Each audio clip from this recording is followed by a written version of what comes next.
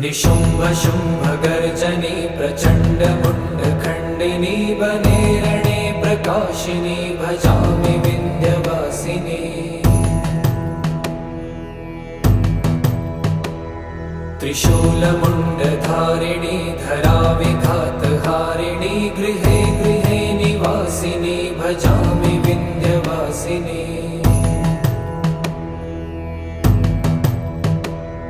दरिद्र दुःखहारिणी सदा विभूतिकारिणी वियोगशोकहारिणी भजामि विन्ध्यवासिनी।